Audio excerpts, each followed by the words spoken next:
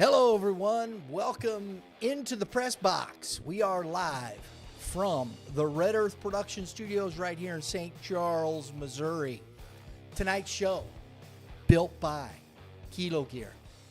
So you might be asking, what is Kilo Gear? It's a revolutionary weighted apparel designed to enhance your performance in daily activities, workouts, and sports. Kilo Gear helps you burn more calories, build strength, and improve endurance effortlessly. Whether you're at the gym or you're on the go to kilogear.com, find the apparel that is right for you, and use the promo code YBM10 to get 10% off your purchase and start building your performance. All right, folks, if you're following us on social, Lauren's going to be on doing some live stuff all that evening here. You can follow us on, you're going to be going X mostly, Lauren? Both bit. So we got X, if you're following us, X at YBM_cast. If you're on IG, Facebook, or TikTok, you can follow us at Youth Baseball Midwest. Boom. I got some great guests joining us here on the Prime Sports Call Link. Our good friends over at Prime Sports, appreciate it. Make sure you go check them out, primesportsmw.com. And if you want to see, I do have my Kilo Gear on. See, and these are the weights in there. I've been wearing them. I've been wearing it the last couple days, and you can feel it, man. I'm feeling strong. I don't want to show the guns off too much, though, fellas. You know what I'm saying? I got nothing. I mean, you just stretch. That's the way it works, right? That's the way it goes. All right. I got Dave Penning joining us from Game 7 Baseball. Had a great weekend, Arch Madness. Dave, how's it going, buddy? Doing great. Thanks for coming out this weekend, and I think the kids really enjoyed your presence, and a lot of new faces on the YBM show. And thank you for that. It was. And as always, Mr. RBC himself, Dave Wiggins, what's going on, buddy? Just got out of practice. Just got home. What's up? There you go. I understand. Hey, Drew, just an FYI, he texted me. Mitch is wanting to come on, but he doesn't have a link, so I'll leave you to that. Yeah, man, I'm loving this Kilo Gear. Jason Christian was in town with Mitch Thomas over at the hitting zone. He come by, drove over to Edwardsville to see us, talk to us about the product. It was great. I've been wearing it for about 3 days and starting to feel it good in my arms, and feels good, man. I like it. It's easy. You're just moving and going, natural. Got the weights on either side. I like it a lot. So, and then you get up and do some jumping jacks, and you get a little extra work in there too, as well. There you go. I like it. I was wearing it all day at the event, both Saturday and Sunday. Didn't even notice, did you, Dave? Dave couldn't even tell. Oh, no. Yeah. You made me feel your pipes, remember? On air. We got a live shot of it. Oh, boy. Oh, yeah, that didn't baby. sound good. No, but hey, it's live, right? Live. Oh, mercy. All right. Dave, it was a great weekend. We had a lot of, did you guys catch, if you haven't seen it, you got to go check out the socials. We got a chance to talk with little Miss Billy. I don't even know how old Billy is, but this little girl, she's such a doll. She's running around. I love this part of it because it's all the families and the kids. And we interviewed Billy. We asked Mom. We got permission. But this little girl was great. If you get a chance, go to our socials, check out the interview with Billy. You won't regret it. It was fun. Absolutely, man. She's there to watch her brother play baseball. But you know what her favorite thing was, Dave? The concession stands.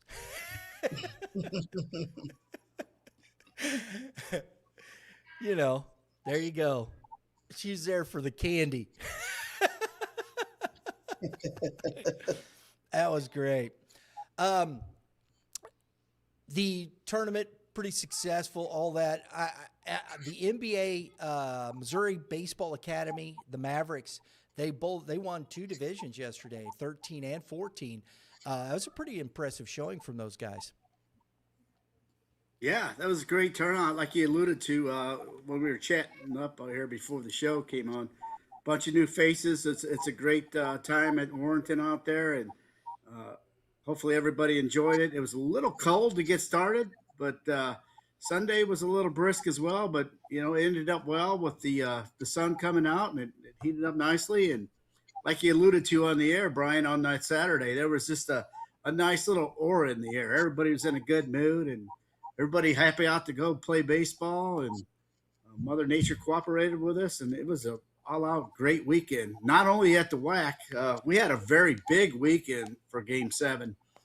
Paul in Columbia at the Tiger Classic, he picked up a new director, and you can tell when somebody hasn't and got it. And Paul, he just took the reins and knocked it out of the park his first weekend, his first Game 7 tournament. He did something really cool. Friday night, he took the teams to the Missouri Tiger Texas A&M game on Friday night. So always trying to make a event out of the tournaments. We want to shy away from the cookie cutter-esque type tournaments that some put on, and always making an event. So thanks, Paul. You did a great job. Thanks to the teams who attended. And we were also in Branson. My guys down there knocked it out of the park. Vince and Chris did a great job. Also in Ballparks National at Max Creek, Katie and Steve Taylor did a great job. And Jody in Tennessee always does a really great job. And my big guy, Nick, holding the fort down at the WAC. The original WAC, that is. That's right. Gotta love Nick. Nick's a lot of fun, man. I love talking. Nick's a good guy. And oh shoot, I'm gonna mess it up. His daughter, Maddie. Gosh, see the gray. I got to give shout out to Maddie. Maddie, next time you're out, you got to come see us. Let's go, girlfriend. Got to get out. She was playing flag football, so you got to give her that. But she comes out. She's a big help. She always likes to come out and help, and I love that about Maddie. She does a great job. So, hey, Dave, ballparks. Were you guys at Ballparks of America, or were you at the Recplex there in Branson? Ballparks of America. Very good. As you can see, folks, we have the ticker rolling down below. So we got the championship ticker rolling for you. You can see all the championships there. Next week, Dave, where are you guys headed to? Next week is a one-day Easter. With Easter being next week, we condensed it down to one day, and we are in the new Ballpark Central, which is in Boonville, Missouri. Mm-hmm.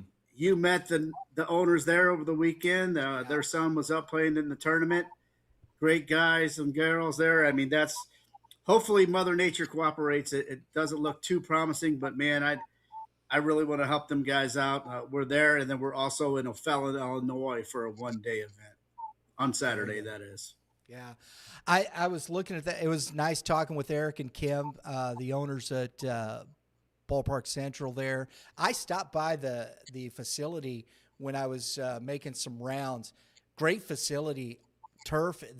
I mean, they did it right. They're making sure that the facilities there, and talking about all the trappings and this and that. I'm looking forward to going out there and doing a weekend with Game 7 baseball out at Ballpark Central. That'll be fun. Yeah, brand new ballpark, brand new facility. It's going to take a little time. Like I told them, the best form of advertisement is, people through the gate, their own two eyes. And it sits smack dab in the middle of the state, where we should be able to get some Kansas City teams to meet the St. Louis teams in the middle. So watch for that to be a hotbed. I like exactly, because, it's like 25 miles just west of Columbia, and it's not that bad a drive. Now, according to me, now I drive a lot, so there you go. Yeah. So Right off the it isn't highway that as bad. well. It is, and it's just right there off the highway. It's easy to find. It's a pretty good venue. I like it a lot. And Dave, when you're looking for, we'll say Wiggins, when you're looking for venues, what are some of the things you're looking for? As you know, when you're going, bringing your teams and whatnot, what are you looking for, bud? Turf mainly, especially in our area, right? We want to get our games in. We don't want to get rained out. It's nice, and full turf is really nice, right? The turf infields with the grass outfields is how a lot of the youth fields do it. But if you can find a complex that has turf outfield too, then you really don't have to worry about downpours or rain.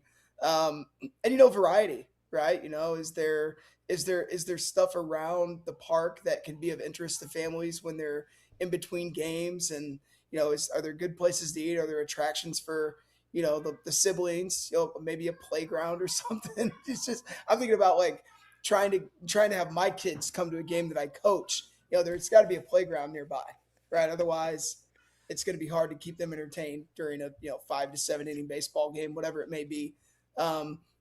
But yeah, mainly turf, and that's something that Game 7 and the other companies have done a really good job with lately. Is having contracts with turf facilities and being just putting most of their events on turf. It's a game changer for everybody involved, really. Yeah. Yeah. I remember, back in the day, man, it was just tough. You had that and especially some of the parks around, if it rained at all, forget about it. I mean, you were just Oh like yeah, canceled. absolutely, yeah. Remember the old Bellefontaine fields over Oh there? man, I love Bellefonte Neighbors. There was there were some really, really good teams that traveled to play at Bellefonte Neighbors, and I still don't really know why. But it's good baseball there. Yeah, and you remember, don't you, Dave? Did you ever play out there? Yeah, actually, we had a contract out there, and everything happens for a purpose, and it fell through, and I'll leave it at that. Oh, mercy. Well, I'll tell you what, Dave, we got some helmet stickers to give away from our championship game. We got some highlights to show you. And, one of the things that's cool about this with the 14U, and this is what we started, I was talking with Mr. Penning about this before. One of the reasons why we really enjoy this part of it with the 14U is because we get to see kids that are going to the next level, which is high school. We saw 3 kids yesterday that were going to do this. One's heading to Moberly. His dad is the head football coach at Moberly. And this kid is a really good athlete. Another young man going to Capital City High School there in Jeff. And a Southern Boone product as well. So shout out to all those schools. Drew, let's start off. The first semifinal, all 3 games yesterday were fantastic. The first semifinal was the NBA Mavericks taking on the Midland Bandits, Coach Melton's squad. And we had a walk-off in there. So, Drew, why don't you go ahead and roll the tape?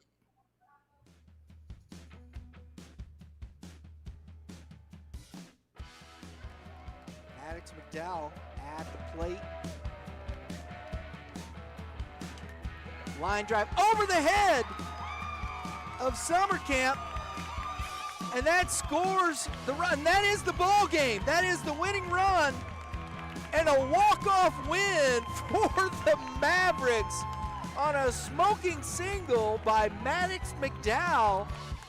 And the Mavericks are heading to the Arch Madness 14U championship game.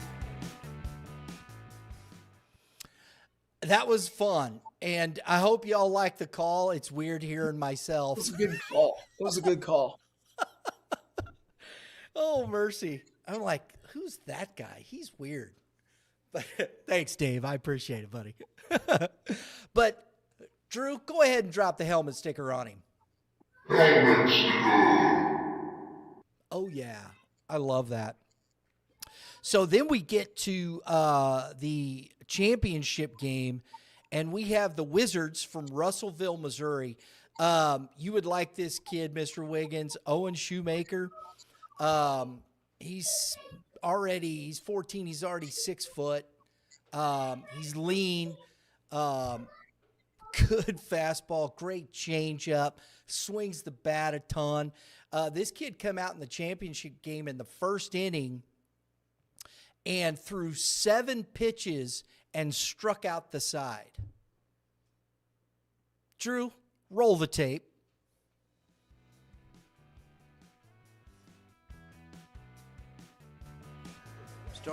Starting pitcher, and that's 3 pitches and a strikeout.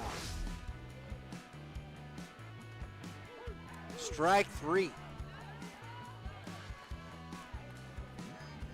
Strike 3 looking, 2 outs. That's 6 straight strikes, guys. That's pretty impressive to start this game. Goes fishing, and that is the 3rd strikeout. He strikes out the side here in the bottom of the 1st inning, and we head to the top of 2. No score.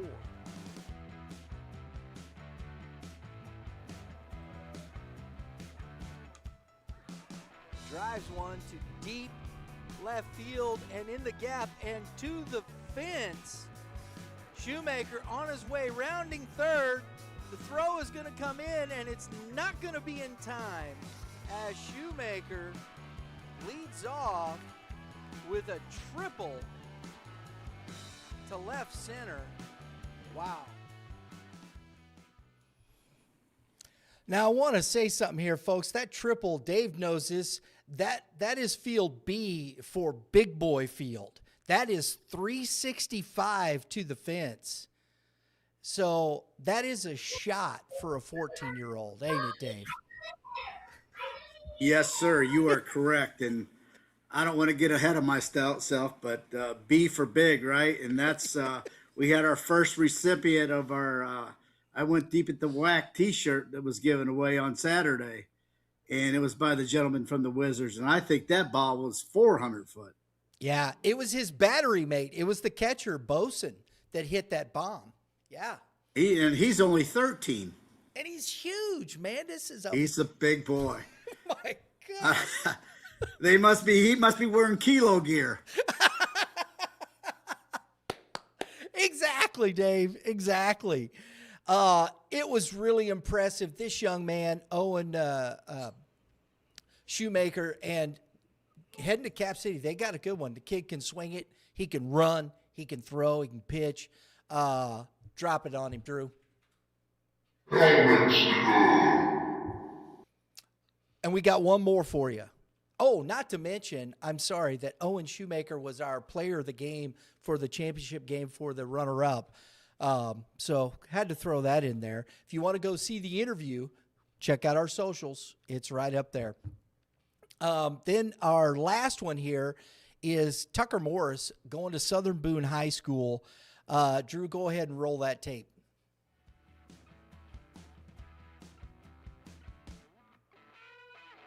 Morris struck out his first at bat. Runner goes, and that ball is driven into right field and off the glove of Kyler Oliver and into second base, and he slides in safely.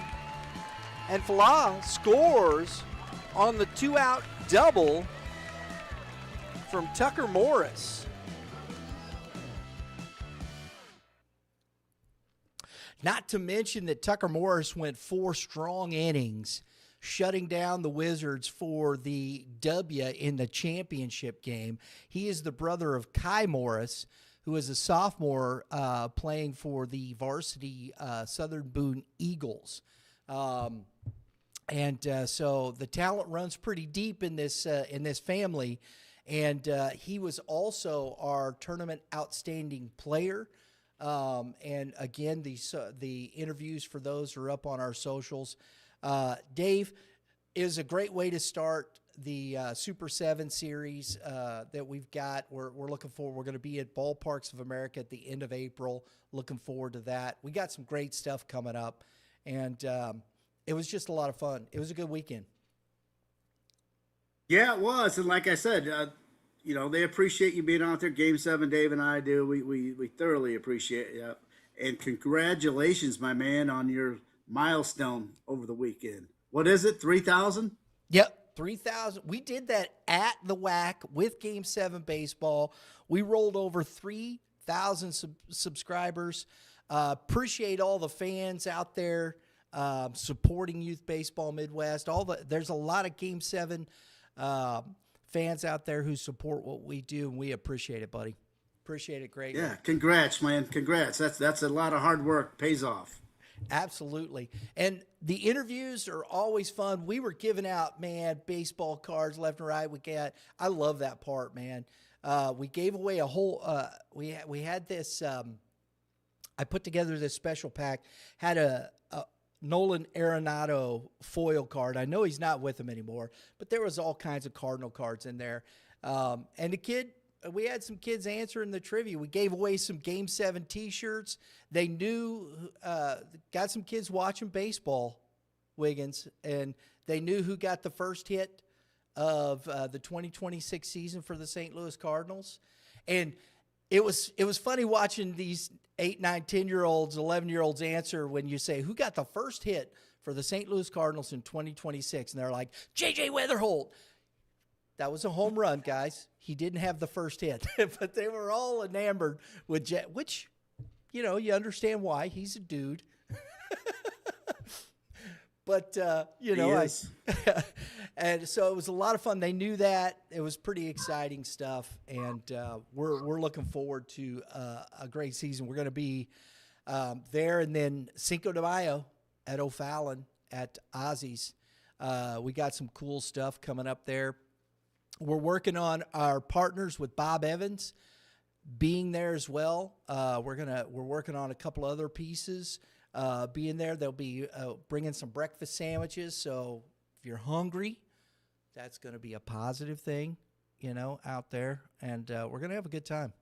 We're looking forward to it, man.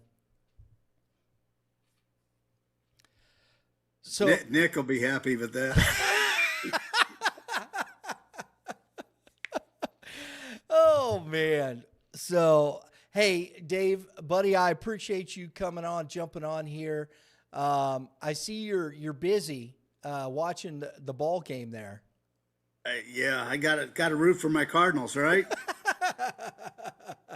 Absolutely, man. Absolutely. Yeah, the sun's going down. I got to finish my job up here, so appreciate you having me on. Wiggins, good seeing you, man. Keep in touch, and good luck this year. Hopefully see you out on the ball field. And Brian, congratulations again on your milestone over the weekend, and thanks for coming out. Everybody enjoyed it. Thanks, Dave. Appreciate you, buddy. Have a good Thanks, one. Dave. All right, man. See you guys. Take care. Oh, man. And so we're going to be we've got the head coach from Blair Oaks coming on here in about 7 minutes. We'll have Chris Ebrite coming on. We're going to talk about recapping the marathon. Oh, easy on. Okay. Recapping the marathon that we had with the ball game at Boonville. Blair Oaks traveled there. 13 innings, Dave. That thing went 4 hours. It was wow. crazy. And we actually got Coach on a bit early here. We'll jump in here. Let's. No, you weren't ready? Okay. All right. I don't know. Just see if there he is. That's all right. If I said it, you just tell me when you got him on. It's all right.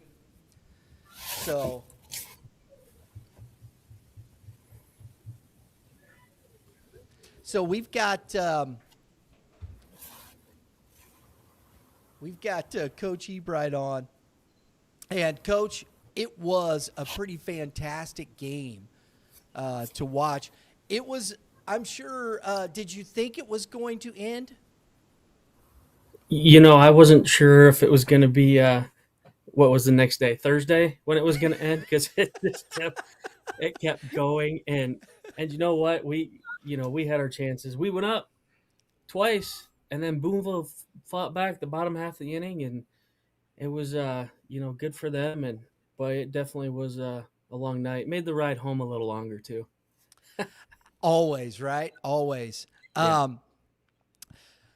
We have the head coach from Principia High School on with us. Dave Wiggins is a great contributor of Youth Baseball Midwest. I'm sure he'll jump in this conversation, Coach. First off, I want to ask you about your pitchers, Wyatt Libbert, Hayden Lackman, Caden Schulte. All three of these guys pitched very well for you. Oh yeah, we're going to depend on them a lot this year. Mitchell Rogers, mix him in there as well, another senior. And they pitched very well. There was a couple times I thought we had it, but again, Boonville, they just kept clawing back, and I actually coached their pitching coach in college many moons ago, Mason Schwellenbach, and so we kind of know each other's moves and looks, and it was a fun game. It was a very fun game.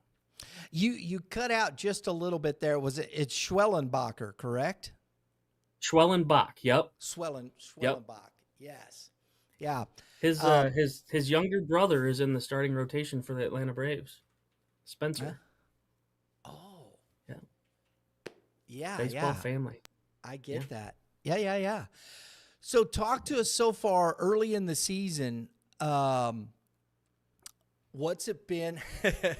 How are the kids coming along? You've got a pretty young team here, Coach. Your first year, getting to know these kids. How has it been? We're getting photobombed. I love that. How's it been for you? It's been great, and the kids have really bought in to the new type of philosophy. They the community came open arms. The administration is amazing. What I think, where are we, 3-1? So obviously a pretty good start. We've got a tough game tomorrow, but Southern Boone. We have such good kids, and it comes from the parents, but also, the other coaches here at our school. Football did pretty well, basketball did pretty well, and I gotta give credit to them too. So getting these guys ready. You want to jump in here? Yeah, sorry. My son hadn't seen me before since this morning when I dropped him off at school, and he thought I was watching a show, and he loves watching shows. So he can come on. We'll get him. We'll get him talking about baseball. Yeah, right. When I heard Schwellenbach, I wondered if it was Spencer Schwellenbach's brother or any relations. Yeah. That's cool. Is he from our area? No, so we're all the Schwellenbachs and myself. We're from Michigan. Okay. And so I was a head coach at a D2 school up there, Saginaw Valley State University, and Mason was one of my first recruits there. And his older brother was my pitching coach, who was then at Central Methodist when they went to the national championship game. Mason was the pitcher that game. And then now Jordan, which is the older brother, is the head assistant down at Louisiana State Shreveport. So baseball family. Yes. Heck of a baseball family. Wow. And as you guys know, baseball is you're going to run into people that you've coached against or played against, and it's just amazing the connections that you make. And so yes, it was awesome to see Mason back there. So truly, yeah. What brought you to the Missouri area from Michigan? So back in the day, to be a head coach at university, they really they really want you to have a master's. And I was coaching out in Buffalo, New York, and one of my old players was at Central Methodist, and they had a GA spot open. And so this was 15, 16 years ago. He says, "Hey, come on down." And, you know, going from Buffalo, New York to Fayette, Missouri, I was like, whoa. And I don't know if you guys have been there or not, but there's one block that's downtown. And so that's what brought me to Missouri. And then I met my wife, who's from Jeff City. And so that's after doing all the baseball stuff, moved down here and wanted to get back into coaching. So. That's awesome. Well, you picked a heck of a school. I mean, you guys are immensely talented. Obviously, Wyatt Libbert is the name that stands out there. The dynamic 2027. He's got Will's at Ole Miss. Is that right? Yes, Will's at Ole Miss right now. He's in the top. I think he was one. I just looked today. He's 137 on the draft board if it went today. Oh, that's so cool, man. First few rounds, yeah. But yeah, I'm very lucky. We do have quite a few juniors. My top two arms are juniors. You know, Wyatt Libbert, and then we got the lefty Vander Helford. So very lucky to come in when I have, and I'm excited. And it sounds like you have quite the schedule. You have Southern Boone tomorrow. Is that what's on the docket for tomorrow? Oh yeah. Yep. Oh yeah. And then we're gonna get tested with them. I mean, Coach Ash does a great job, and they're our rivals that I'm learning. So but then also in the next 2.5 weeks, 3 weeks, I think we play 5 or 6 Class 6 schools. So awesome. I mean, let's see what we got. You know, why not, right? So absolutely, you got to push the kids, and so. But yeah. Well, Coach, from what I've learned over the past year or so, everybody in that area wants to beat Blair Oaks. So, good luck. Yeah, I tell you what. So every game so far that we've played, we've seen everyone's number one, and it's wow. it's real. It's real, and it's exciting. I mean, I we don't want any pushovers. We want to test these kids, and we want to get them to the next level. And but you are exactly right. People are coming after us, and that's great. It's good for the sport. It's good for the kids, and that's what it's all about. So. Absolutely. And what'd you see in Brody Porter, the pitcher?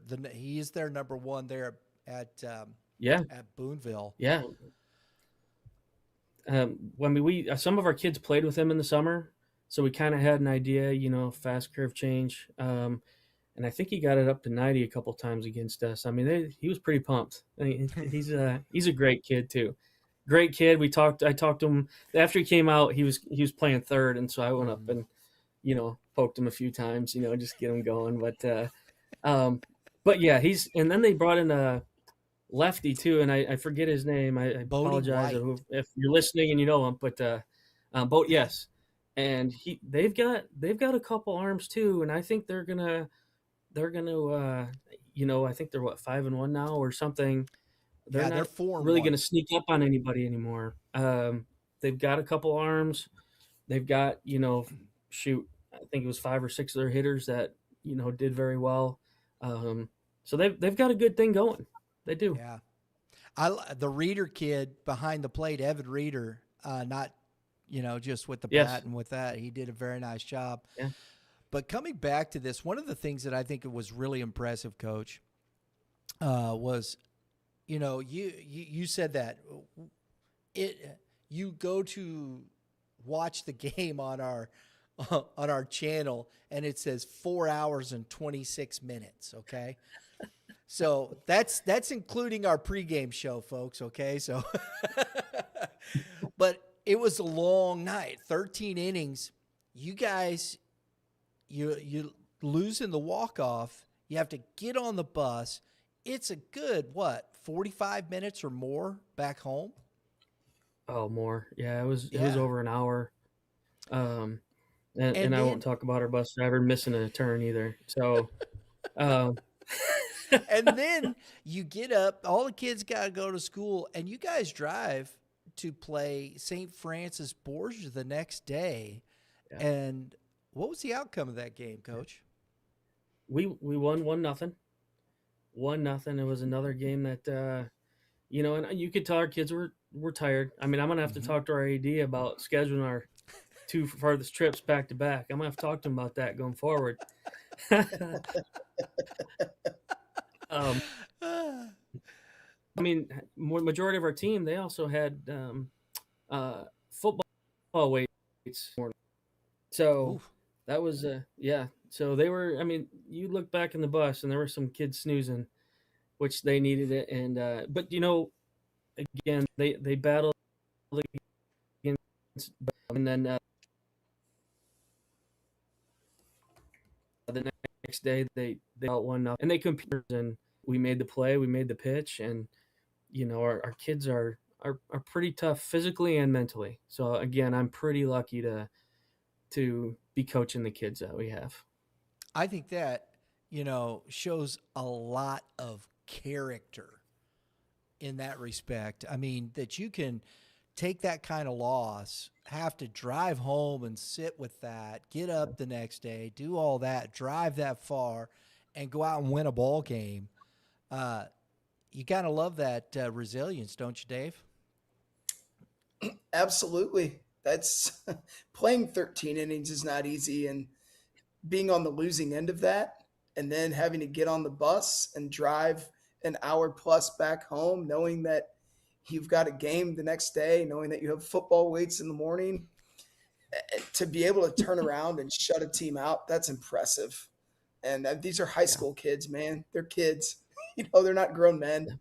They're not being paid to do this. They are they're grinding, right? They've got, like he said, they have morning weights for football. They've got class. They've got tests they need to study for. It's being a high school athlete's really difficult, and I think that's why you're seeing less and less multi-sport athletes at the varsity level, just because of the demands of these kids at the varsity level for these sports is they've never been higher.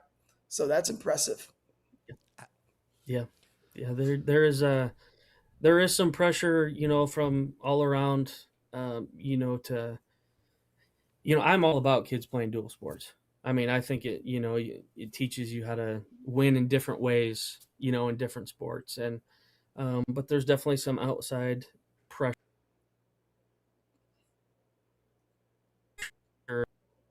So, it is getting tougher and tougher, and you gotta definitely also tip your hat to all these youth coaches that are, working them the correct way, um, you know, doing what's best for the kids,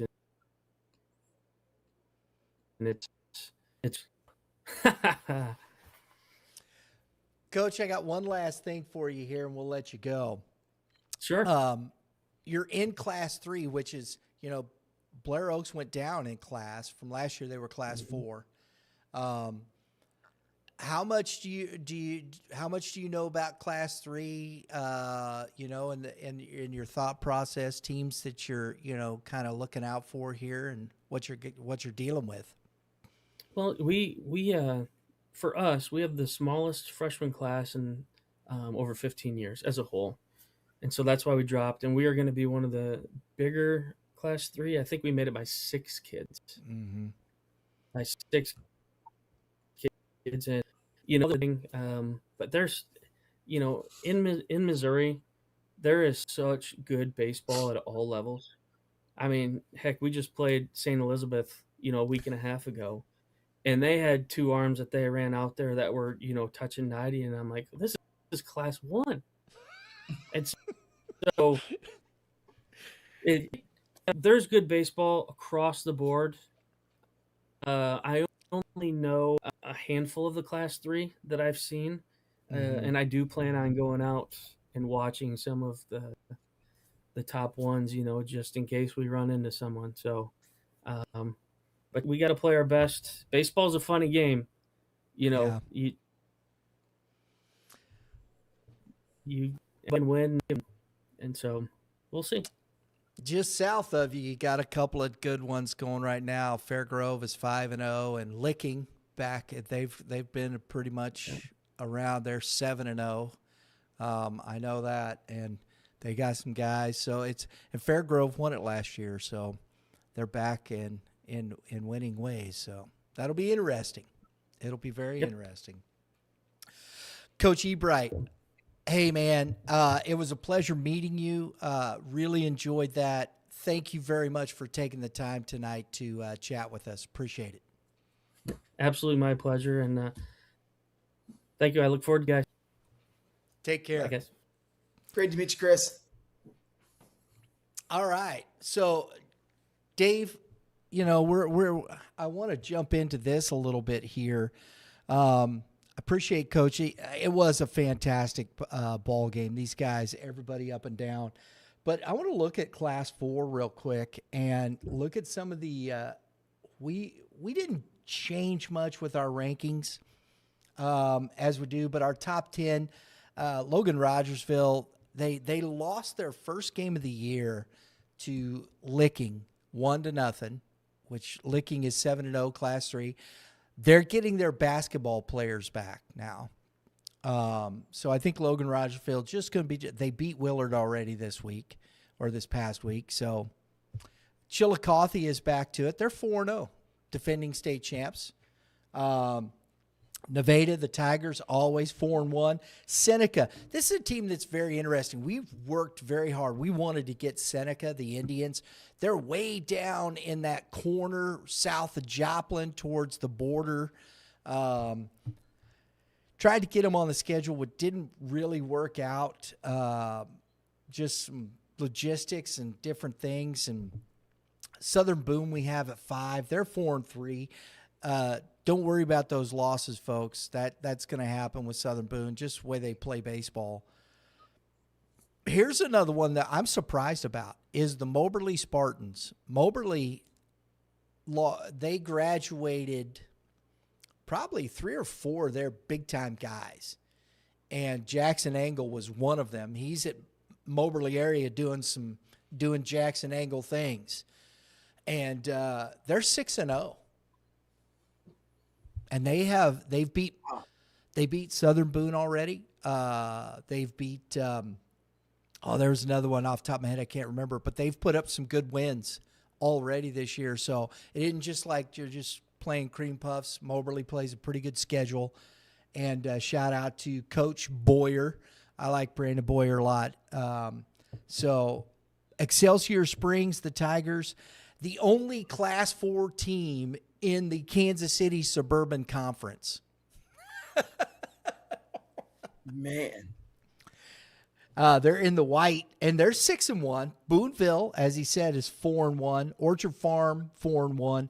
And the Mexico Bulldogs, they got off to a slow start, but they're 5-3. That's who I got in my top 10 in Class 4. You can go check out the rankings. They're up right now, youthbaseballmidwest.com. You want to see the full top 20, go check that out. Dave, I don't know what you've seen of Class 4. I know you're in Class 4. True. And, hey, everybody, 2-1. Nice job, Dave. 2-1 start, bro. 2-1. We our identity is the Prinfield War Panthers, and we're sticking with it. told the boys the day after practice, I'm like, hey guys, not only are we Prinfield, but we are the War Panthers. So that's something they enjoyed having a little fun with. But yeah, 2-1, right? We'll take wins against whoever at this point, right? We'll take, if there's a W next to it, we'll take it. You take the confidence, right? Absolutely. Yes, without a doubt. We had a really good pitching performance from Tristan Kuhn, who's also our quarterback at the high school. He threw a gem against Maplewood, a shutout, only allowed 1 hit. He was really good, commanded his pitches well to both sides of the plate. And then we had a hard-fought battle against Metro on Saturday. We were missing a couple guys, and we had some guys step up. So, it's been fun. It's been a grind. We have Lutheran South tomorrow at 7:30 p.m. under the lights at Prin. So that'll be a tough test for us. Yeah, right off the get. Hey, you know what? That's how you get better, right? That's right. Absolutely. Yeah. And I think Lutheran South, it'll be interesting to see. I want to see a little bit more before because they got some guys down there, don't they? They've got some players. Yeah. The Dalton brothers are real. Vince and Jack, they're both very good players. Vince is a senior, Jack's a junior. I think they both have, at least 2 home runs at this point early on in the season. Jack can run it up around 90 off the mound. So I hope we don't see him tomorrow. But yeah, it'll be interesting to see what Coach Callahan's squad is bringing at us. Oh yeah. Well, I think. Yep, there it is. I'm gonna throw some scores out here, folks, and I know Dave's gonna like a couple of these really well. Eldon, the Mustangs. We got Eldon on our schedule. They're playing Fatima a little bit. Eldon, it looks like they just improved to 6-1. They won at 7-6 over Fulton. That's a good win. Nice. And those pesky Jaguars. Just this is a good win. 2-0 over O'Fallon Township. That's a very good win. That's a good win because that O'Fallon team is good, man. They're very good. Yeah. So we'll reveal that in a little bit, but the Jags, it's funny because, and that was one of the questions. I wanted to see what these other guys done. They hadn't played varsity baseball yet. And, they're playing varsity baseball and they're playing pretty well. Absolutely. I mean, you kind of figured it was going to be Howell and Zumwalt West in that Troy Classic championship, and it was. And, right now Zumwalt West has the upper hand. So it'll be, they're going to play each other at least 4 more times. So we'll get to see both teams go at it. Yeah, and we got to see Hal for the first time against Edwardsville over here. They lost 6-4 to Edwardsville. It'll be interesting. They got a win today against Parkway West, but Parkway West. No offense to those guys, but it's Parkway West. It ain't Edwardsville. And I think they looked a little rough around the edges still for Francis Howell. It wasn't as clean. Balls and strikes. And I think they'll be fine. Don't get me wrong. This is just kind of nitpick stuff when you see it. And if you're playing at that level with those close ball games, it's the small things that bite you in the tuchus, right? Yeah, you also have to remember Dylan Curtis is the best pitcher in Missouri, and he's not fully built up yet, right? When that kid is throwing 5 or 6 innings for you as a starter, everything changes. He came in and shut down Zumwalt West. Drew Dirks did a great job too. And Dylan's still getting his feet under him. He's building up the right way. He's building up properly. He's not throwing 80, 90 pitches right now. But when you have an arm like that if you want to run him out and beat Edwardsville in March, sure, go ahead. But Coach P's looking ahead and he's taking care of his guy. And he has plenty of arms that he can throw, that need that experience. So right. I just can't believe that Francis Howell is as good as they're going to be in May. And, a lot of that is because when you have high profile guys on the mound like they do, and Jake Bretschneider, they take time to build up, right? It takes time to build them up the right way. So, maybe the juniors, Shake Speckert, who's an outstanding pitcher, and Derek Chupp, who's outstanding, maybe they're starting games right now that, a month from now, Dylan and Jake get those games instead.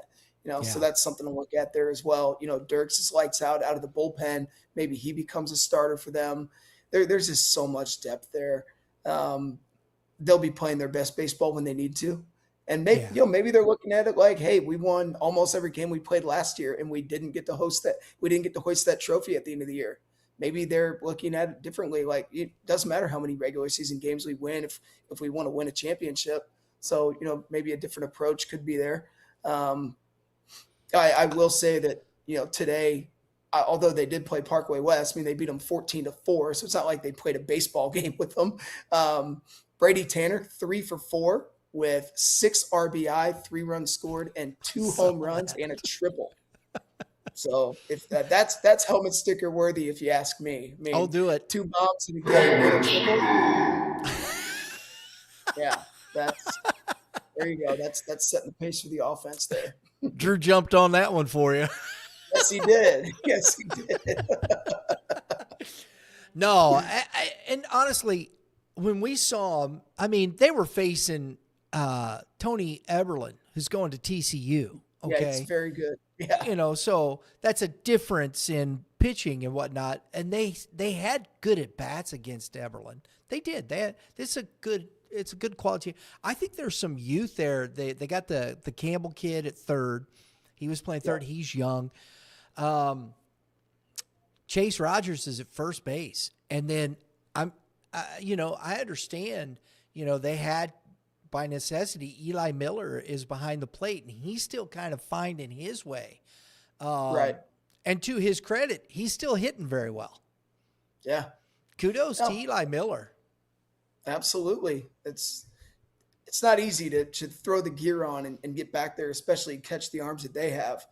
If you haven't been doing it a whole lot. And, right. With Van Siever being down due to his injury, Miller's had to step up, and he's done a fantastic job. And we have our Week 2 Class 6 rankings up on youthbaseballmidwest.com. I didn't change much. I didn't change hardly much at all, except for I shuffled some of the bottom because I think I messed it up. I definitely missed on Lafayette. My goodness. And they won again tonight. Yeah, Lafayette is playing some really good baseball. And I'll tell you, man, I didn't change the top 5 because I don't think there was a reason to. I know people go, oh, but they lost to them. They lost to them. They lost to them. I'm like, well, yeah, okay. But it's March, 26. Everybody be cool, man. You don't.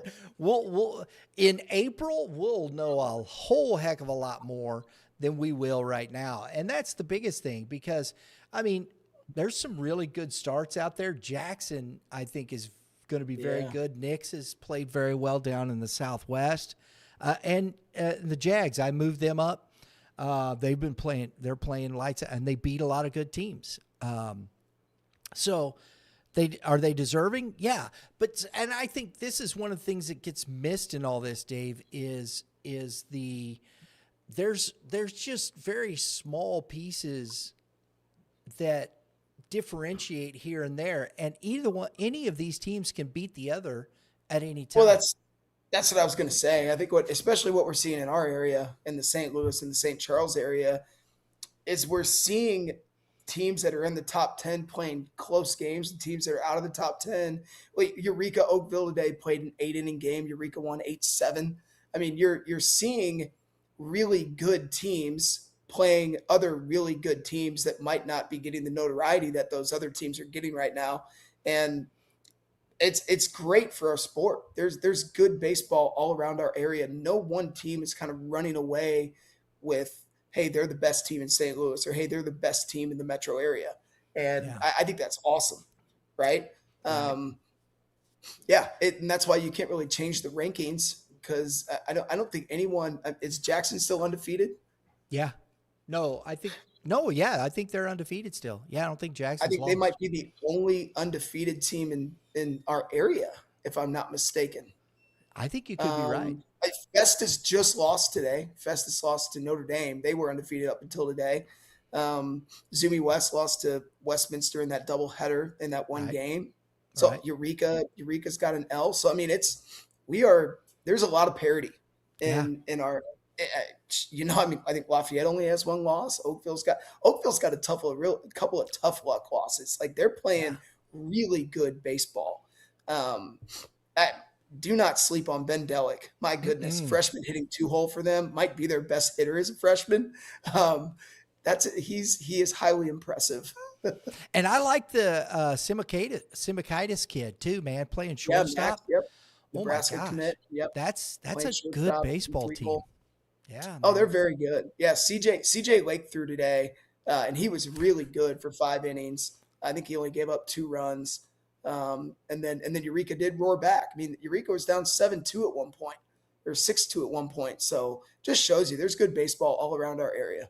Yeah, absolutely. Drew, do we have Coach Melody on? Well, let's go ahead and bring him into the show, would you please? Hey, Hello, Brian, Coach. how's everybody? Good. We have the head coach from the Lee Summit Tigers all the way across the state joining us tonight. Jim Melody, Coach, good to see you. Happy to be here. Good to see you. I got my one of my cohorts here, one of the hosts a podcast for us, Baseball 101. He's also the head coach at Principia High School, runs a program. Dave, goodness mercy, what don't you do, bro? That's Dave Wiggins. Good to meet you as well, Coach.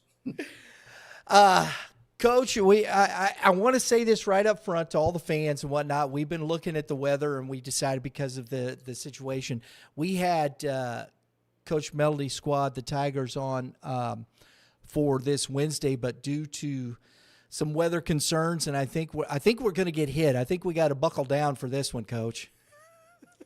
I agree. I was looking at the forecast starting Saturday and then Sunday, and I reached out to you last night, as you know. And then I was talking to Jake Bradshaw this morning. We've already started making plans about when we're going to reschedule it.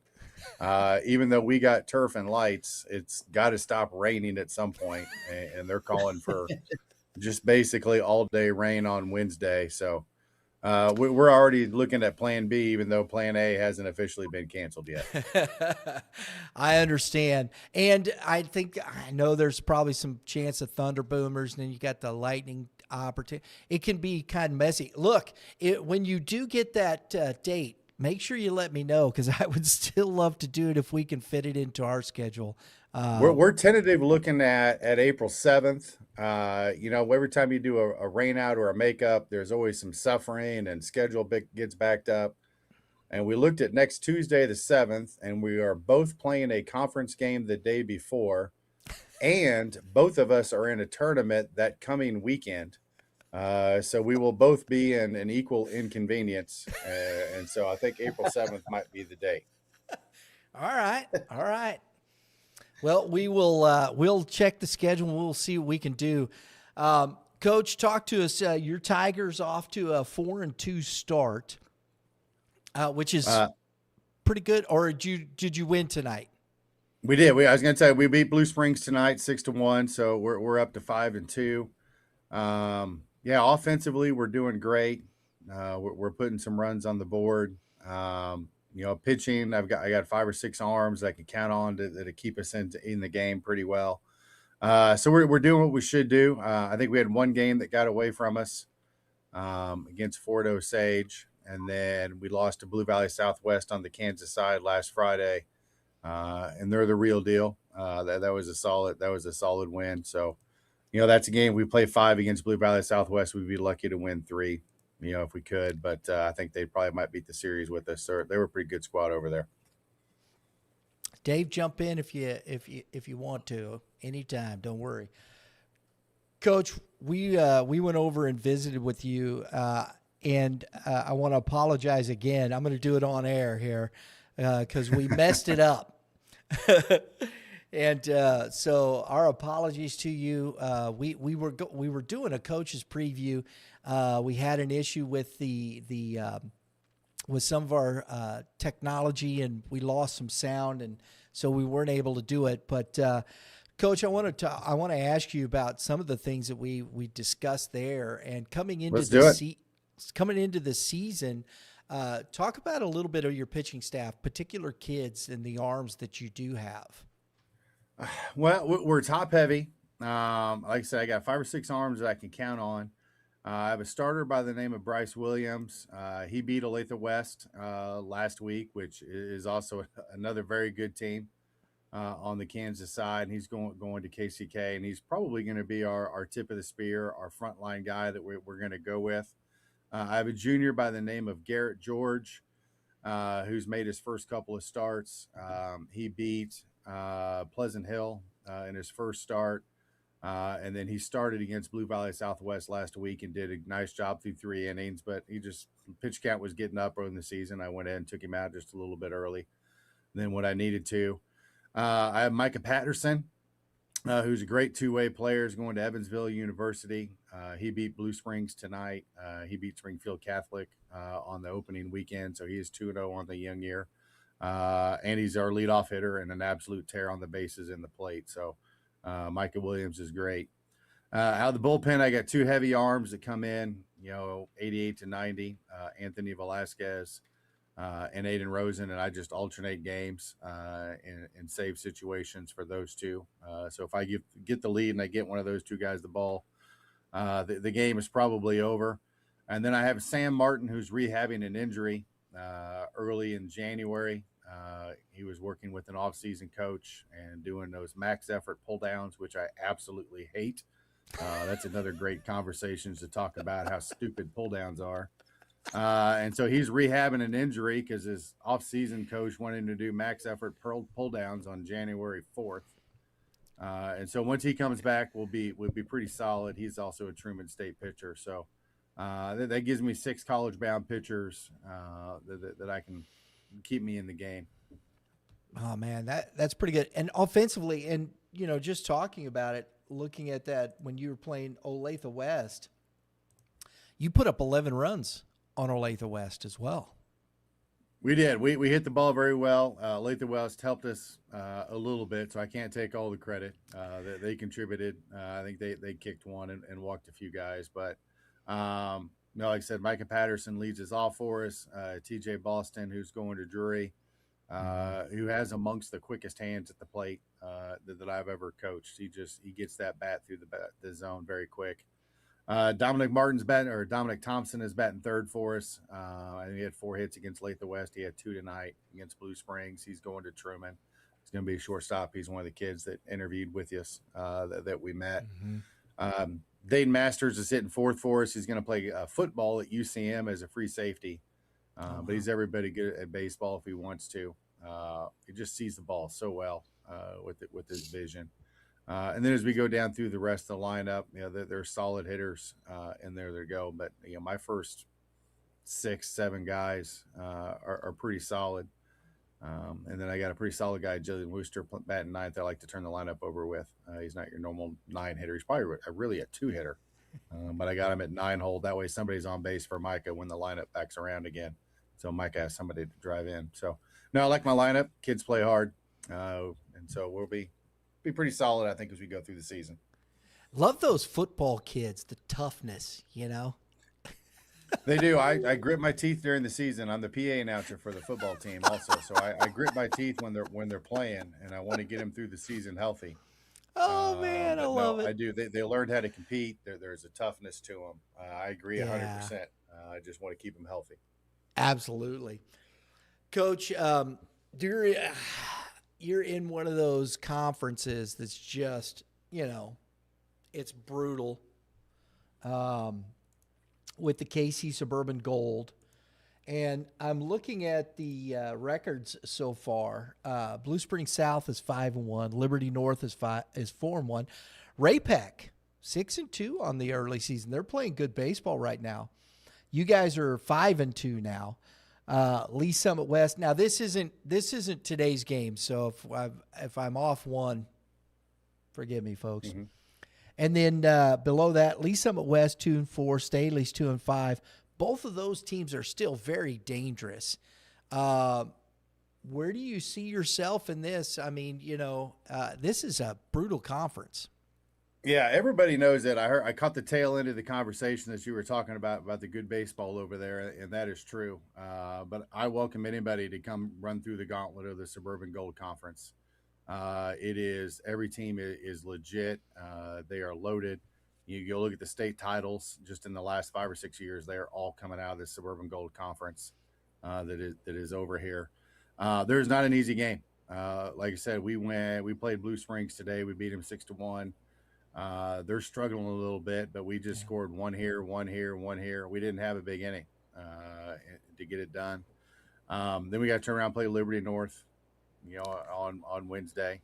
Then we got tournaments here and there. And so this conference schedule takes a little bit of a hold for about a week to 10 days. But then holy cow, when I come back, at the end of April and May, I got to go to Staley, I got to Lee Summit West, I got to play Blue Springs South. Then I got a doubleheader with Nixon, St. Thomas Aquinas on a Saturday. Then I got to come back and play, I don't know, Liberty North again for the second time coming around. And let's talk about Lee Summit North and Trey Paulding that just hits the cover off the baseball over there. So, no, there's not an easy game. I invite anybody to come over here and just pick a random game and watch it, and you'll just be amazed at the talent that is on the field over here. Yeah, yeah. So district-wise, Carthage is still in District 7. You got West Raypeck playing really good baseball. How do you see yourself? I kind of see you guys as the favorite in District 7, but that's just me. I'm sure you have your thoughts on it, but because within the conference, you've got quite a few of your district opponents. So do you take a little there's extra? Us, Lee Summit North and Raypack all in the conference are also in the district. And then let's not forget, let's sprinkle in Rockhurst. Yes. That's not even in the conference that is over there that we got to deal with. So, well, I appreciate you saying you were the favorite. We have a goal to win it. We've won it 2 years in a row. So I can see why that would come out. But as you said, Raypeck is sneaky good this year. Mm-hmm. Rockhurst has had an excellent bounce back year. They were down a little bit for them last year, but they're off to an incredible hot start. That we got to worry about. And then, like I said, Lee Summit West is on a slow start, but they're always good and solid. They're going to figure that thing out as they come around. And then Carthage, as you mentioned, is the unknown. They're 2 hours away. Misha sticks them up in the Kansas City Conference.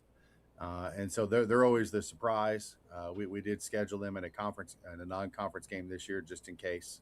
And it turns out that is going to come to fruition, that we'll need it for seeding, and how it goes. So, I hope that we're in it. The guys have the goal to win it again, and then hopefully advance after that. So they've won it twice, and we've lost in the sectional. They want to try to win the district and see what it's like to win a sectional. Try that for a change.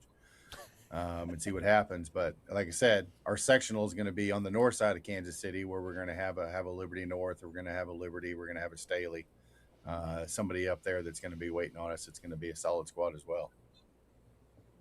That, I'm telling you, man, that is a crazy good quarterfinal when you start talking the best 2 out of 3 from District 7 and 8. Do you like that format, Coach? Is that something? I like the 2 out of 3. I really did. I wish we had it 2 years ago when we won it and we played Liberty North. I think we would have won game 2 and 3 because our pitching depth was better. They had a very good pitcher that we couldn't get by. And so I wish we had it the year before. I think we could have got Liberty North that year. Last year was Staley with those horses and those arms that they had. We had 1-2 and Tate Alexander. We lost to Brady Erlebrecht just 4-2. And we were lucky to get 2 runs. And so that was a little bit tough. But no, I like the 2 out of 3. I know it's kind of anticlimactic last year. I looked around the state. I think the only series that went 3 was the Webb City Platte County in 5A. So I hope there's more 3 series games in the sectionals across the state. I think it does add to it. So I do enjoy it. Dave, anything you want to throw in there? A question? I wholeheartedly disagree. I'm very thankful that we only had to beat Festus once 2 years ago. Because if we had to beat him twice, it would have been tough. But no, I'm sorry. No, go ahead. Yeah, no, I like the 2 out of 3 also. I understand that when you get to the Final Four, they're pressed for time and there's only so many games they can play at one field. It would be nice, since you're doing a 2 out of 3 in sectionals or the quarterfinals, if you could then do a 2 out of 3 in the Final Four also, instead of going back to one game. But I understand that's probably more of a logistics thing than anything. Baseball is meant to be played in series, right? And it's tough. Districts are, win one or lose one and you're done, and then the Final Four is lose one and you're done. Essentially, you play a meaningless third place game. I think that it was huge moving to the series for the quarterfinals, but I wish they could find a way to make it double elim in the Final Four as well. I agree with you. I like to see that, even like the college regional, where you just have the 4-team double elimination. Yes, How they sir. do the regional.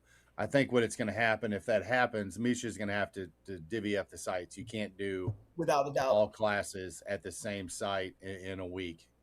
You're going to have to move some sites, and I think that's probably the logistic issue. Is how many viable sites do we have that we can play this and get it done? But I think most coaches would be in favor of that as well if the logistics could ever be figured out. Yep, agreed. It's just having the facility that could host it. Is that right? Because you got to have It the is, fields, and you got, right? like I said, there's several places you could go. There's enough Division II colleges. UCM would be a great facility. Yeah. US Bank down there in Springfield would be great. What is it? Carshield in St. Charles Mhm. Carshield in St. Louis. Mm-hmm. would be a good one over there. There's a few over at Missouri Western. I mean, so there's some nice college facilities. Missouri if you get it, but what you run into is if you have any of these colleges that are still playing in postseason, and Right. you were kind of hoping to have a Final Four or a regional there, and then they go, no, we need it because we're still in the College World Series, and then you kind of get hamstrung a little bit. Yeah. Yeah, I think that's why. Because I mean, you could easily down in Springfield, you could use US Bank, you could use Southwest Missouri State, which is a professional stadium. You could use Drury, which is a beautiful turf complex. Yeah, there's options, right? I mean, there's even really nice high school fields, but I think they just want it to be as neutral a site as they can make it. So I like the fact, talking about the D2 schools. I know there's a lot of people that have talked about Mizzou, and it used to be played over at Mizzou and this and that, but there hasn't been much effort, that I've seen this and that. But heck, man, why not go play at a UCM or some of these Division II schools? They have some great facilities, some great fields. And I'm sure I, if it works out, but then you have to work out scheduling and all the types of things there that you're still dealing with because those guys are playing at that time. I don't know, how late they're much later than high school baseball, and I think that's the biggest thing. And that's the other part of this, Coach. When you get into high school baseball and you start talking, how much does the fans and the kids support the team all the way through to the end? Because I know everybody is kind of, it's that end of the season. Everybody's like, I'm done with school and whatnot. Do you get the student body really staying behind the team there? We do. We have some regulars. Now, it's not going to be like a basketball or a football game or anything along those lines, but we got the buddies, we got the girlfriends, we got the parents. We got when the weather's nice, we get a few more that'll come on out. I've noticed as we get towards the end of the year, especially when we got into our districts and sectionals, everybody's coming out now, which makes sense. We had some success and everybody wants to cheer them on, but I think if you come to a Lee Summit High School baseball game, there's easily 100 people in there, with parents and friends and girlfriends and relatives and some kids that are around. So we draw a decent crowd, and it is fun to play with it. And as you go, when the temperature heats up and the district championships are on the line, when you start getting a couple hundred people in there, it's a lot more fun. Oh yeah. And it's a heck of a nice facility. So if you folks are watching over there in Lee Summit, get out and watch a ball game. It is a nice facility. We stopped by there and I love it. They got there. You should see the lot. Well, you got pretty nice locker rooms now, Dave. So I don't even know. Yeah, I do. I do have those. Like I said, we're pretty proud of it. We opened it up in 2022. Turf baseball and softball, locker room facility, lights, 4 75-foot tunnel batting cages, bullpens. It's the work. So we were on a city park. We're at Legacy Park. I'm sure you have some listeners that know all about Legacy Park in Lee Summit. So we were stuck there for about 15 years, and so we went from a trailer to a mansion. We really upped our game, and we're proud of it. It's very nice, Coach. I'm gonna get you out on this. your thoughts on some of the top teams in the state in Class 6? Well, like I said, I heard your tail end of your conversation. I got to speak on the Kansas City area because that's all that I've been so far. We haven't traveled out yet.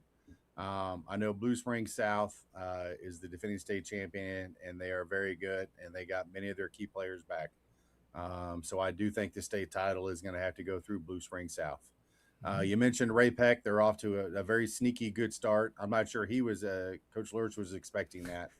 But that's who we had to beat in our district championship last year, and we had to grind out a 1-0 victory, and they're a pretty young squad, so you could definitely see that coming. I think on the north side, you have both Liberty and Liberty North are both very solid. I think Staley will be good once they figure out their pitching. Like I said, they lost all those horses on the mound last year, but I know they have Crew Patrick and the sophomore third baseman. His name escapes me. Forgive me. So I know he's going to be there towards the end of it. Mm-hmm. I have followed Nixa. Coach and I are close. And like I said, Nixa and I, we play here a couple Saturdays. I know they went to Arizona and they're 7-0, 8-0. I know that they're off to a very good start. I will travel out to Jeff City for a tournament here next weekend, as I mentioned. So I'll see some of those Central Missouri schools, the Jeff City, the Columbias, and I'll get my eyes on them. But for right now, you mentioned it earlier with the Jaguars. Circle them. I think they are the team to beat until somebody dethrones them. They're going to be a pretty solid squad. Oh, there you go, Coach. Did Ray Peck lose Johnny Carver to an academy school? That is true. I knew he was thinking about moving. I talked to one of their assistant coaches, Dave Hicks. I asked the very same question. I said, how's Carver doing? And he did go to an academy. He is out of state. So he is no longer on the Ray Peck Panthers. Okay, that's what I thought. Farmington lost Trevor Sutherland to that same school. It's P27 in South Carolina. And I was watching video of Trevor, and I saw a picture of Johnny, and I'm like, oh man, Johnny's there too. Wow, okay. I wondered about that. I was like, where's Trevor Sutherland? So he went there as well. He's at P27. Yep. Oh, that hurt. The Knights.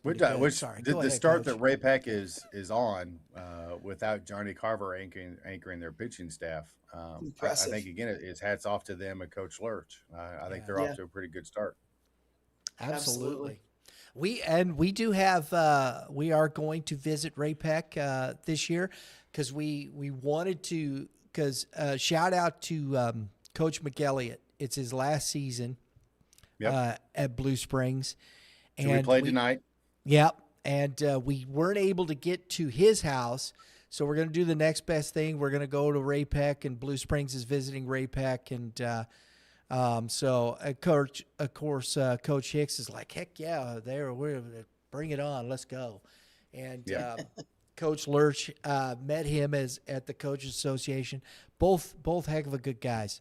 And so we're looking forward to that. And getting over onto that side. So, Coach, I know it's late, but I appreciate you taking the time this evening after the ball game to join us here on the Press Box. Very kind. No problem. It's my pleasure to talk about Lee Summit baseball, Kansas City area. So come on over, check out some games, and hopefully we can put on a good show for you. But I appreciate all you're doing for baseball here for everybody as well. We all do appreciate it. Thank you very much. Coach Jim Melody, folks. Coach, have a great evening. Thank you. Good night. Dave, I'll tell you, man, we've got some good baseball in this state. And, man, how do you not say that? Coach Melody, he's right there with it, Blue Springs South, right? Yeah. I mean, he mentioned the top two in his order, Micah and TJ. We coaching that summer team, we ran into them a number of times. 16U summer, we were in Kansas City, and TJ hit a bomb off our John A. Logan commit, and the ball still hasn't landed. And like Coach said, just really fast hands. I think he was hitting ninth for them too. It was the Prime 27-17 squad, and I want to say he was hitting 9-hole, and he got all of it. I absolutely hammered it.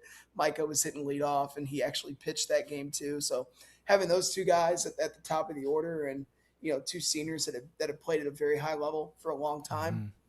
Definitely. But like he said, that conference they're in, it's real. It's so real. And St. Louis has great baseball, but Kansas City, there's a reason that in Class 5 and Class 6, Kansas City teams keep winning these state championships. So hopefully a St. Louis team can do something about that, or even a Springfield team for that matter. So we'll see. You can check out our Class 6 rankings at youthbaseballmidwest.com. The Bruins, Rockbridge, 8-0 start, bro. Wow. And yeah, plug coming right here. Tomorrow evening will be at Rockbridge. They got Smith Cotton coming to town. Wanted to see Smith Cotton. They're off to a little rougher start. I thought they might be, we'll see what they do. They've played some tough games, close losses, and they're coming into Rockbridge. So we'll have for our showcase game tomorrow evening, right here on Youth Baseball Midwest, Rockbridge hosting the Smith Cotton Tigers.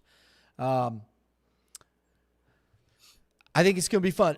I want to do one last thing with Class 6. Howell, as we talked about earlier, went over to Edwardsville. We talked a little bit about that. That's going to be an interesting one. Edwardsville, the Illinois side, we were talking about it a little bit earlier. Fort Zumwalt West beating O'Fallon. The township, man, they are a loaded squad with pitching. That is a deep squad with some arms. And there's another one we're going to see. We're going to be over at the township for, what is it, Blazer Field, I think it is, right? Blazer Field, yeah. For Edwardsville. That's coming up in, I think, a couple weeks. So, St. Dominic, man, what has happened to DeSmet? Yeah. Yeah.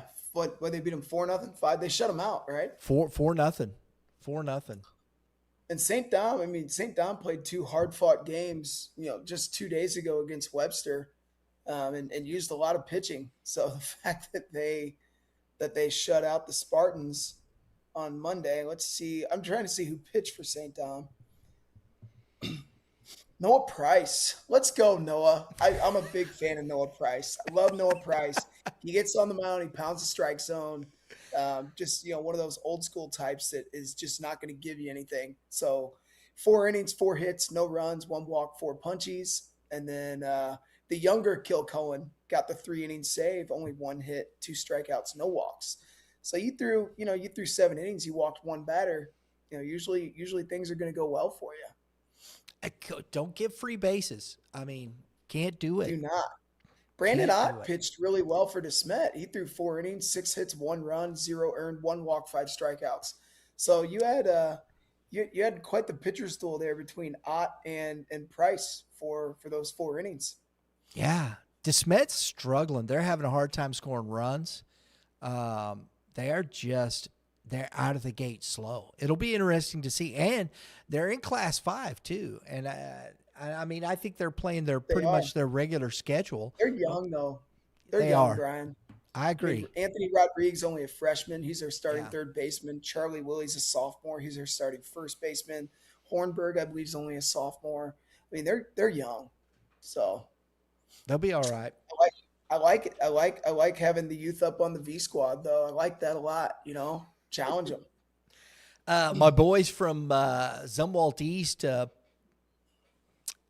went over to St. Charles West. I love Coach Allen, but 15-1 East. Pandolfo, Kevin Morgan, taking care of Travis Hill at the top of that order. That is, and there's some guys in there. Jackson Bingham in that 2 hole is really good. Tyler Clethermos, the younger Clethermos, he's really good. He swings the bat well. They've got East over probably the past 5 years has been able to swing the bat. The thing has always been, do they have enough pitching depth to move through this? And they got 2 big arms. And I'm trying to remember, who did I see? I didn't even know. Neistat was the starting pitcher. I don't know that name. I just don't know that name. I Yeah, hadn't I don't heard of think it. I just know Pandolfo and Morgan, but obviously they have more than just those two. They're Yeah, a formidable Class 5 opponent right there that could make a run. I agree. I'm thinking about it more and more, especially if you get in that. I got to call Coach Hill and go, hey, who's the kid you just put on the mound? He did pretty well. And Yeah. so looking at that, also Benton, the Cardinals up there, 8-0 over.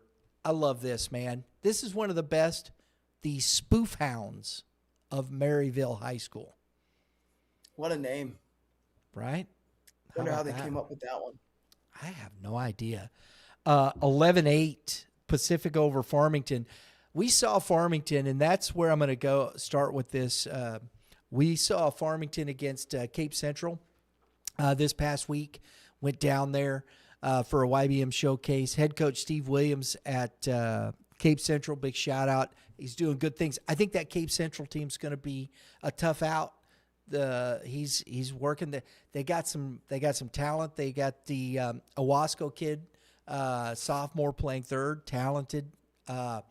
Jathan Spain, who was in the top 100 for PBR, he's going to play football at SEMO. He's a unit. Big physical kid. My goodness. He's a big boy. Yeah, they've got some talent there. And then we saw Chapman Ogles throw a complete game shutout, 13 Ks. Didn't walk anybody. There it is. He's headed to Jeffco. I hadn't heard of this kid, Dave. I didn't know nothing about him. Chapman Ogles? Yes. I haven't either. Well, I do now. Good for him. Yeah, lefty. He looked like he was mid-80s.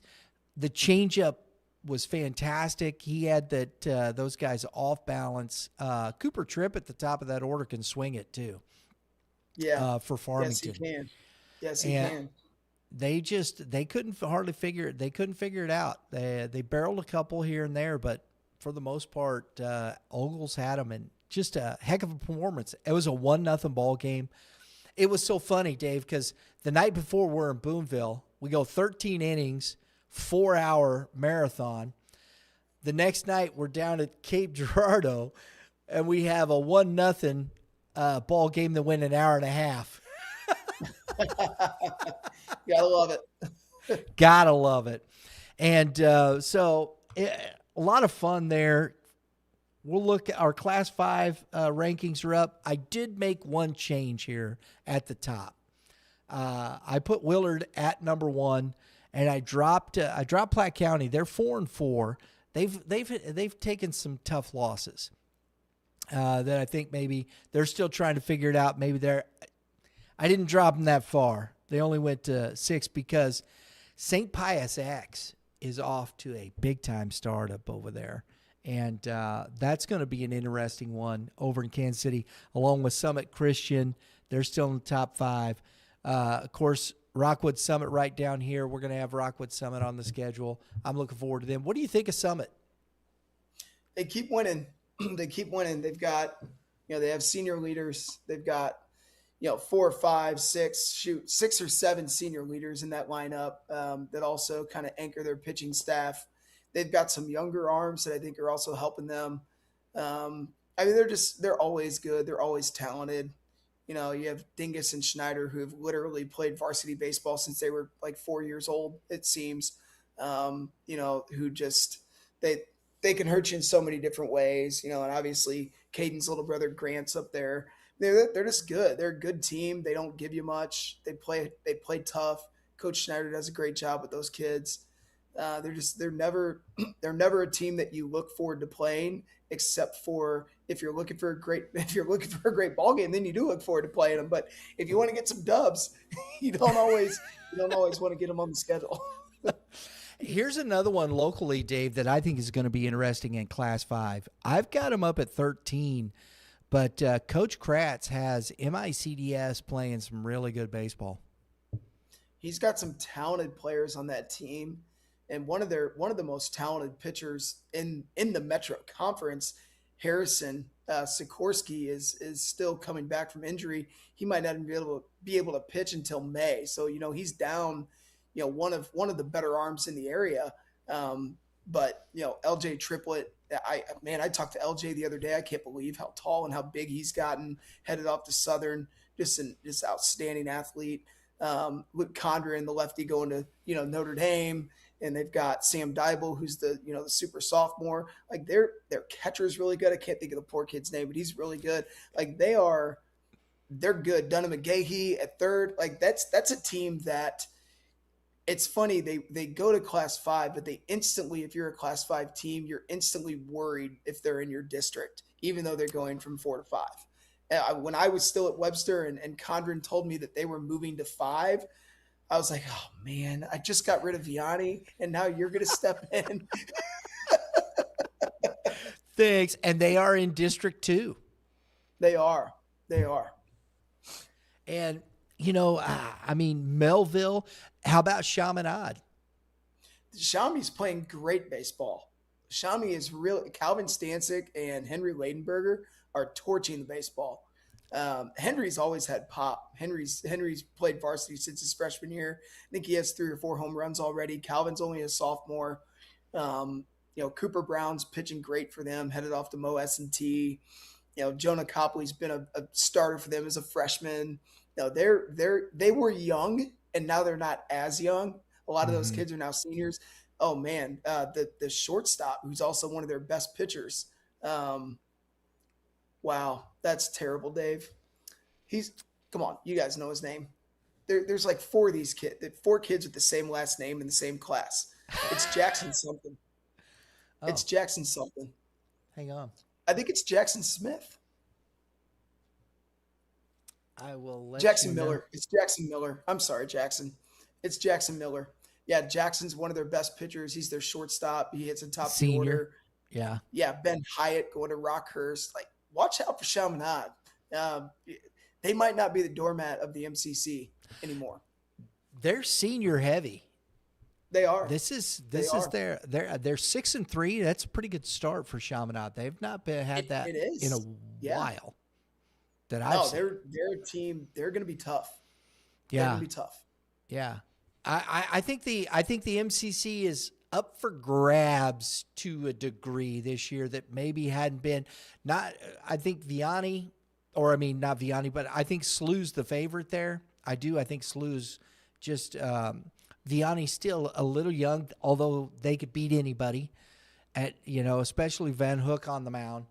And, yeah, you got to look at conference. You got to look at like who's going to throw those conference games, though. Right. If it's Van Hook and Theroff, and then Max Flores, like Sam Smith, like the list goes on at Vianney.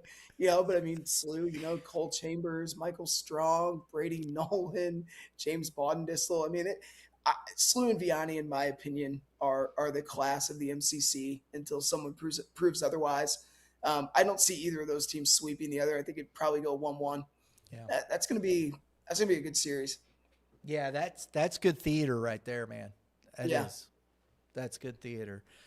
All right, we're gonna finish up here. We've got some helmet stickers to give away, Dave, and I'm doing this based on kids. The players that have tagged us in their X posts. It's awesome. How about that, right? So I figured, why the heck not? These kids are taking the time to tag us. I'm going to give a shout out real quick. First helmet sticker. This isn't on there. You don't have to put it up, but it goes to what Dave was talking about. This just popped up 46 minutes ago. Brady Tanner, 3 for 4, triple, 2 home runs, 6 ribbies. Go ahead. Brady Tanner getting it done. There you go. So, Drew, what order do you have, buddy? Okay. So I'm going to start off with a Lafayette kid. We've seen him since he was a sophomore at different events and whatnot. But Payne Kent, 6 for 11 with a home run, 615 OBP, and 4 stolen bases. He's getting it done for Lafayette. I'm glad for him, because he's kind of waited his turn, Dave, hadn't he? Yeah. Now that is for the JV team. Is it really? It is. Yes. It's still impressive, but I want to be factually correct with what we say. That is for the JV team. Okay. Hey, I'll take it. It's worth the helmet sticker, man. I mean, it's the numbers. He- The numbers are the numbers. He tagged it. Do it. Give it to him.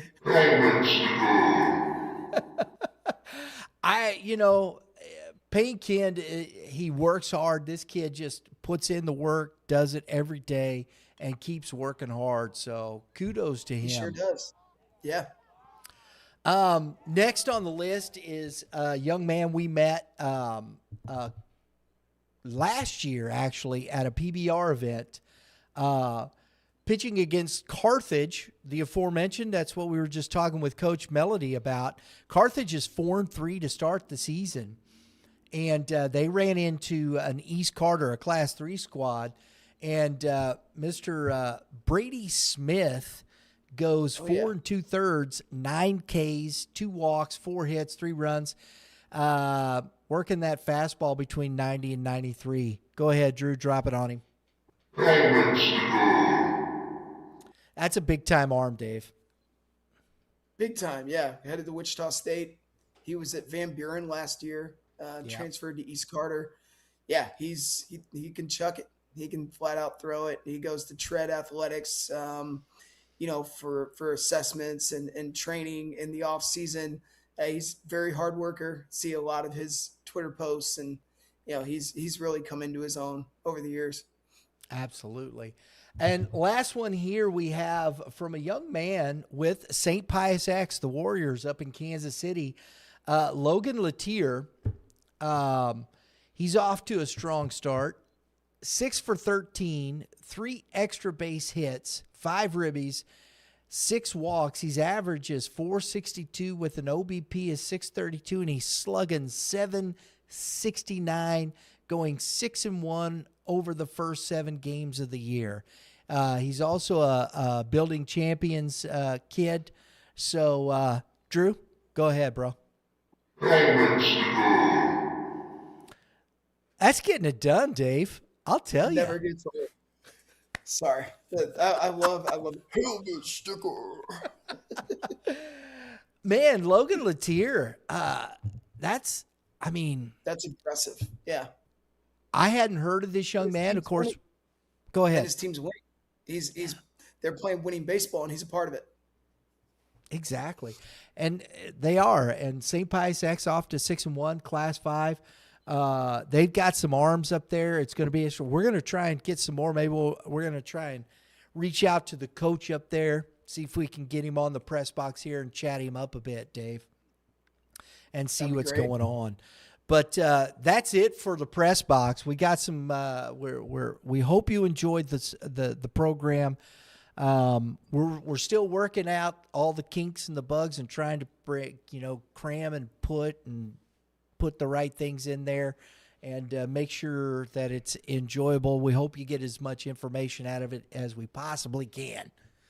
And I probably got, I don't know, oodles of information. We could probably sit here for about 6 hours, Dave. We definitely could. That ain't no lie, bro. Ain't no lie. But hey, I know your boy is looking to see Dad, and he's dead asleep. Hopefully. Oh, hopefully. Okay, your wife's waiting she's happy to see you then. It's her birthday today. Oh, dude, you did that. Oh no, tell her no. I'm so sorry. It's fine. She got to have a day to herself, which is what she wanted. So. Okay. Well, you tell her thank you from Brian over here at Youth Baseball Midwest for allowing you to be on the show tonight on her birthday. All right. Yes. So tell her happy birthday for us. I will. Or as I do say, I will say this. I'm not this guy. I'm a literal kind of guy. It's the anniversary of your birth, so tell her happy anniversary of the anniversary of her birth. I'm kind of weird. I mean, as I'm a parent now, I feel like her parents should get a present on her birthday and not her. Because I feel like when it's my kid's birthday, I should be the one that's being celebrated. Oh, yeah, baby. There you go. I'm with you, Dave. Oh, mercy. Folks, thanks for tuning in. Hey, look, check it out. Check out the Kilo gear. Got to do it. Man, I thought you were going to show a YBM tattoo for a hot second. Oh, no. We don't do that, Dave. We don't do that.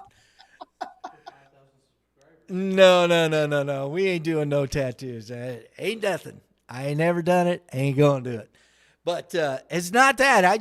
The needles. Oh no, dude. I don't do that stuff. No, it's not my bag, baby. But I do have the Kilo gear, and you can go to kilogear.com, get 10% off if you use the promo code YBM10. Do it. I'm wearing it. It's great. We're looking to continue that relationship. We appreciate Jason Christian, what he's doing. So looking forward to it. Folks, have a great day in the Lord. Remember, all you pitchers, Dave, give it to them. All right, pitchers, the pickoff and the pitch out sign do not mean throw a fastball down the middle. That's in-season advice right there, baby. Yes, it is. And hitters, if you get that fastball, what are you supposed to do with it? You hit that sucker out of the park. We'll see y'all next time.